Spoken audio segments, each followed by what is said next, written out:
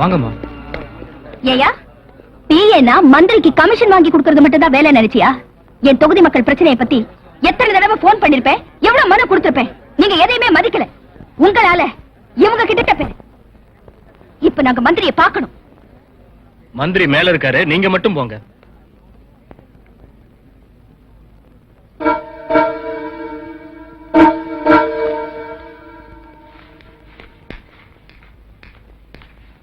வாங்க என் பேம்மா.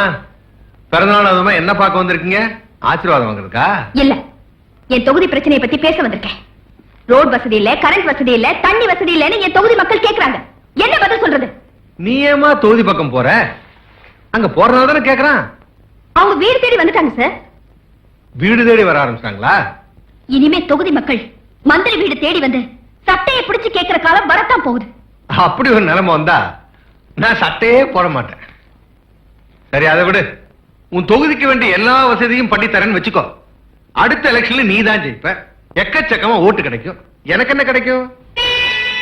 உன் தொகுதிக்கு எல்லா வசதியும் பண்ணி கொடுத்தா ஜனங்க சந்தோஷப்படுவாங்க, நீ சந்தோஷப்படுவ. எனக்கு என்ன சந்தோஷம் இருக்கு?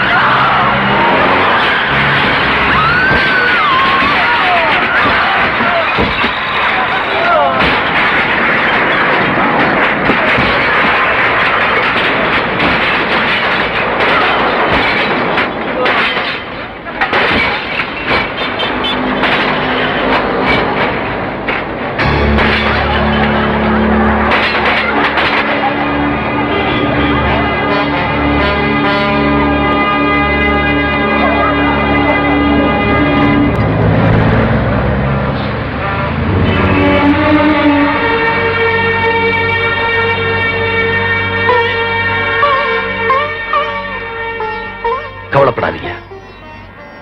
உங்களை அவமானப்படுத்தினவன நான் விட மாட்டேன். வாங்க.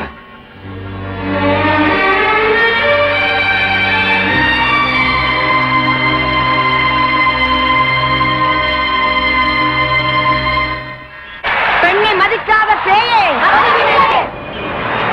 பெண்ணை மதிக்காத பேயே, பெண்ணை மதிக்காத பேயே, பெண்ணை மதிக்காத பேயே. பெண்கள் நினைத்தால், பெண்கள் நினைத்தால், பெண்கள் நினைத்தால், பெண்கள் நினைத்தால், பெண்ணை மதிக்காத பேயே.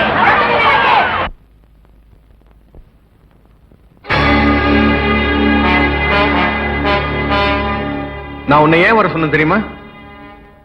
புத்தி சொல்லி அனுப்புறதுக்காக. நான் ஏன் வந்திருக்கேன் தெரியுமா? உன்னை எச்சரிச்சுட்டு போறதுக்காக. எதுக்கு தேவையில்லாம இந்த ஆர்ப்பாட்டம் எல்லாம்? ஜனங்க மத்தியில் நல்ல பேர் வாங்குறதுக்கா? ஆமான்னு சொல்லு, நாளைக்கே உன்னை இளைஞரை தலைவாய்க்கிறேன். புரியல? நீ எங்கள்ல ஒருத்தனா இருக்கணும்னு ஆசைப்படுறேன். நான் ஏழைகள்ல ஒருத்தனா இருக்கணும்னு ஆசைப்படுறேன். கெட்டு போறதுன்னு முடிவு பண்ணிட்டேன்.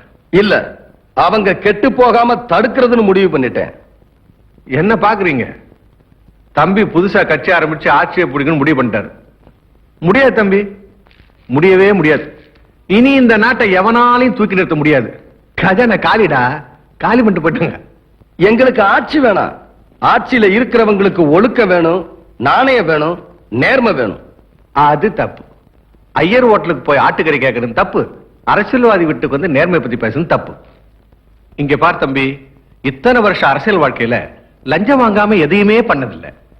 ஆம்பளைன்னா பணம் கேட்கலாம், பொம்பளைன்னா என்னத்தை கேட்கறது? இருக்கிறதானே கேட்க முடியும்.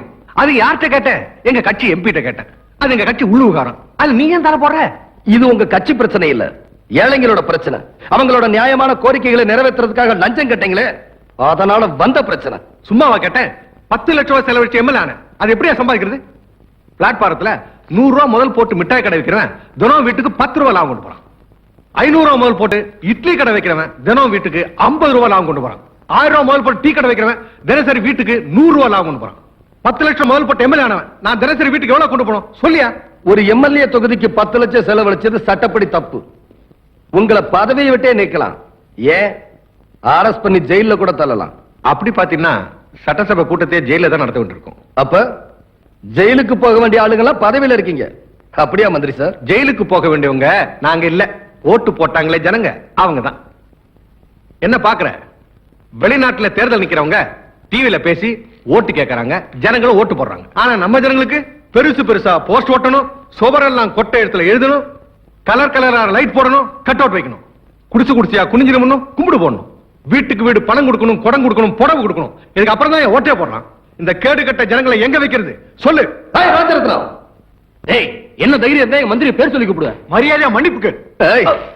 மக்களை மதிக்கிறவங்களுக்கு தாண்டா மரியாதை கொடுப்பேன்.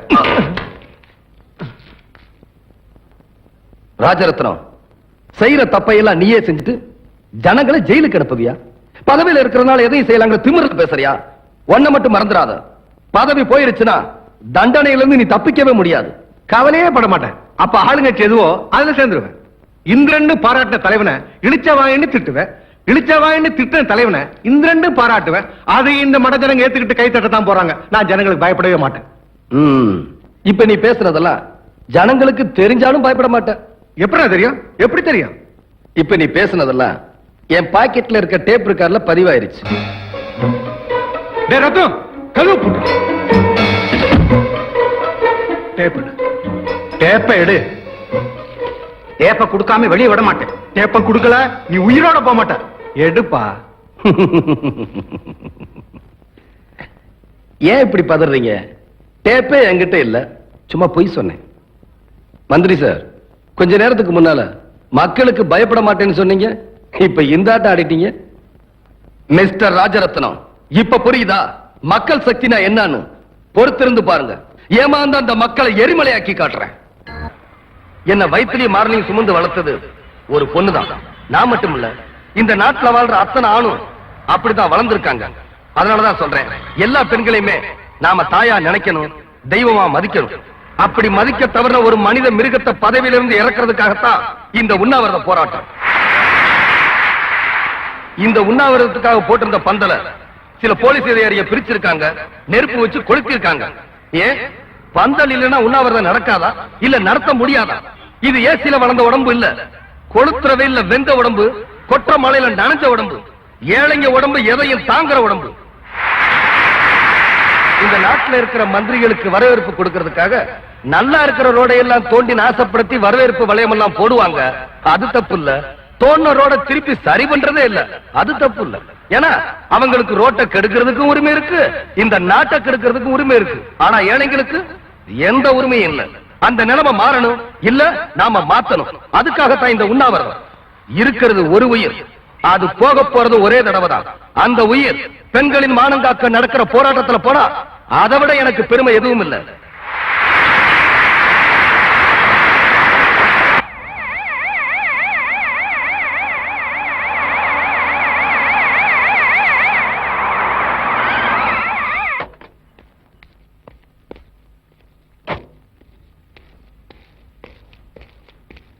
ராஜரத்னம், எவ்வளவு கஷ்டப்பட்டு ஆட்சியை பிடிச்சு நான் முதலமைச்சரா இருக்கிறேன், அதுக்குள்ள கத்திக்கணக்கு வச்சிட்டியா?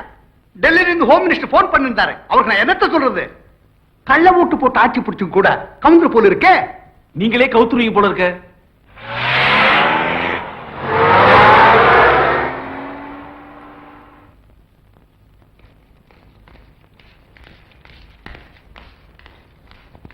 வாங்க வாங்க உட்காருங்க. தேர்தல் உங்க கட்சியோட கூட்டணி வச்சிட்டதுனால எங்க போனாலும் என்ன போட்டு ஏறி நேர்றானுங்க. குழாயடி கோயில் ரேஷன் கடை எங்க பார்த்தாலும் இந்த பொம்பளைங்க திலகவதி விஷயத்தை பத்தி தான் பேசிட்டு இருக்காங்க. ஐயாவோட பேச்சு கட்டுப்படுதா எங்க சாதி சனா கம்முனு இருக்காங்க. எல்லாத்துக்கும் இவர்தான் காரணம். என்னங்க நீங்க எதுக்கு எடுத்தாலும் இவரே குறை சொல்லிட்டு இருக்கிறீங்க? நீங்க சீஃப் மினிஸ்டர் சேர்ல உட்கார்றதுக்கு இவரு ஒரு காரணம், நானும் ஒரு காரணம்.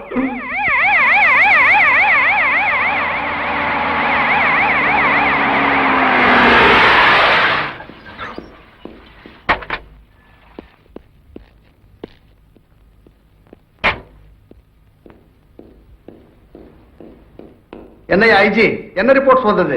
தமிழ்நாடு முழுக்க கலாட்டா பரவிடுச்சு சார். கல்வீச்சுல 200 பஸ் சேதமாயிருக்கு. கலவரத்தை கட்டுப்படுத்த நடந்த துப்பாக்கி சூட்ல திருச்சியில 3 பேரும், கம்பத்துல 4 பேரும் செத்துட்டாங்க. 7 பேர் செத்துட்டாங்களா? இந்த விஷயம் பேப்பர்ல வந்த எல்லாருக்குமே தெரிஞ்சிடுமையா? அது பேப்பர்ல வராது சார். யாருக்கும் தெரியாம நாங்க மறைச்சிட்டோம். சும்மா பேசாதயா. தம்பி, எதிர்க்கட்சி மாலையோட வருது. வரட்டும். வணக்கம். வாங்க. எல்லாருக்கும் வணக்கம். கொண்டாயா. நில்லுங்க. இப்ப எனக்கு எதுக்கு மாலை? என்னங்க இப்படி கேட்டீங்க? இந்த நாட்டுல பெண்களுக்கு பாதுகாப்பு இல்ல, அவங்க மானத்தோட வாழ முடியல. அதை கண்டிச்சு அறப்போராட்டம் நடத்துற உங்களுக்கு ஏன் ஆதரவும் என் கட்சியோட ஆதரவு எப்ப உண்டுங்க? அதுக்கு தாங்க இந்த மாலை. அடாடா அடாடா அடாடா, பொண்ணுங்க மேல எம்மா கரிசனம், எம்மா அக்கறை. ஏயா தலைவரே, உங்க ஆட்சியில பொண்ணுங்களுக்கு கோயில் கட்டி பூசை பண்ணுனீங்களாக்கும்.